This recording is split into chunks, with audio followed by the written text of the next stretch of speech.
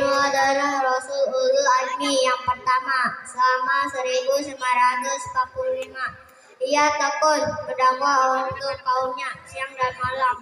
Suatu saat, Nabi Nuh dan pengikutnya mendatangi salah satu bukit Jalmania.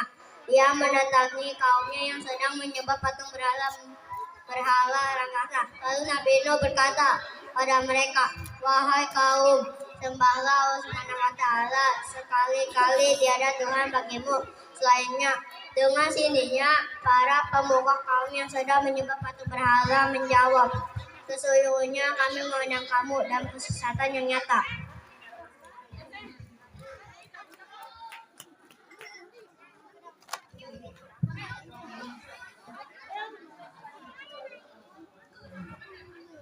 Nabi Ayub alaihissalam, Nabi yang penyabar dan ikhlas. Di dunia ini pernah hidup orang yang sangat tabah dan ikhlas. Namanya Nabi Ayub alaihissalam. Dia keturunan Nabi Ishak. Allah Subhanahu wa Ta'ala menganugerahkan kekayaan dan kecerdasan kepada Nabi Ayub alaihissalam. Meskipun Nabi Ayub minta pertolongan kepada Allah Subhanahu wa Ta'ala, iblis sangat geram melihat keteguhan Nabi Ayub alaihissalam. Lalu Nabi Ayub minta pertolongan kepada Allah Subhanahu wa Ta'ala. Insyaallah saya di sini akan menceritakan tentang Nabi Idris alaihissalam. Nabi Idris alaihissalam, Allah Subhanahu wa Ta'ala meninggalkan raja Nabi Idris alaihissalam karena dia tekun beribadah yang sulit dan melakukan manusia.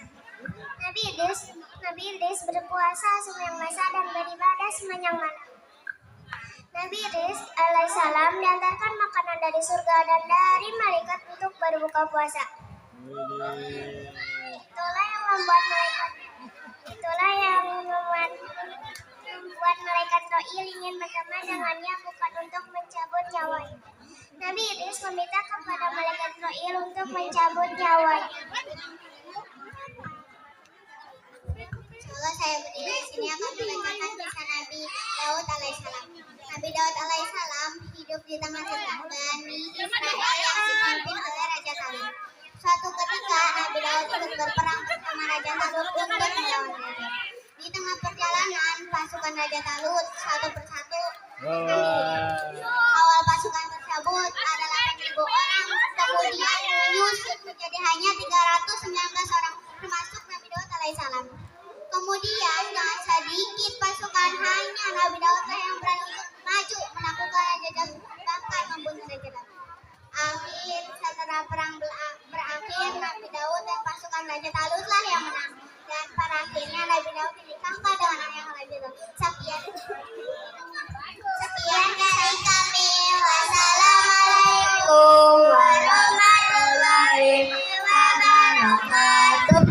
Waalaikumsalam warahmatullahi wabarakatuh. Tepuk tangan.